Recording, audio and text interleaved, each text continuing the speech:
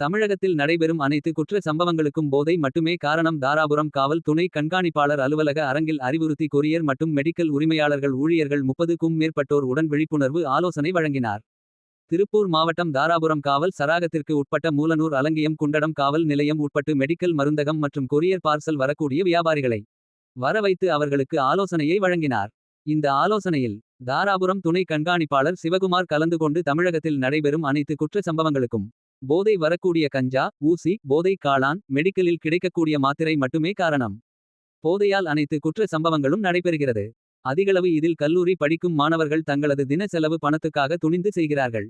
போதையில் தலைக்கேறி என்ன செய்வதென்று அறியாமல் காவல்துறையே தாக்கும் அளவுக்கு மேலோங்கி வருகிறது.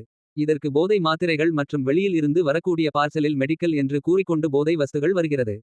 வெளி மாநிலத்தில் தடை செய்யாத புகையிலை மற்றும் போதை வஸ்துகள் இதை கட்டுப்படுத்தும் விதமாக உங்களுக்கான வரும் பார்சல்கள் கவனம் செலுத்த வேண்டும். யார் எந்த பார்சல் வந்தாலும் சந்தேகப்படும்படியாக இருந்தால் காவல்துறை எங்களிடம் கொண்டு வாருங்கள். நாங்கள் அவர்களிடம் விசாரணை செய்து ஒப்படைத்து விடுகிறோம்.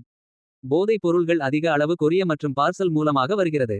மேலும் மெடிக்கல் கடைகளில் விற்கக்கூடிய மருந்தில் டாக்டருடைய சீட் இல்லாமல் யாருக்கும் மருந்து வழங்க கூடாது. கொரியரில் வரும் அனைத்து பார்சல்களிலும் ஆய்வு செய்த பிறகு உரியவரிடம் ஒப்படைக்க வேண்டும். அதை காவல் நிலையத்தில் கொண்டு வந்து தாருங்கள், நாங்கள் சோதித்த பிறகு வழங்குகிறோம் என்ற கோரிக்கைகளை மருந்தகம் ஊழியரிடமும் கொரியர்காரர்களிடம் கூறினார். மேலும் இதை மீறி யார் எந்த தவறு செய்தாலும் அவர்களுக்கு 5 முதல் 10 ஆண்டு வரை சிறை தண்டனை கிடைக்கும். மருந்தக உரிமையாளர்கள் மெடிக்கலுக்கு வரும் மெடிக்கல் ரெப் மூலமாக கூட பரவுவதற்கு வாய்ப்பு உள்ளது.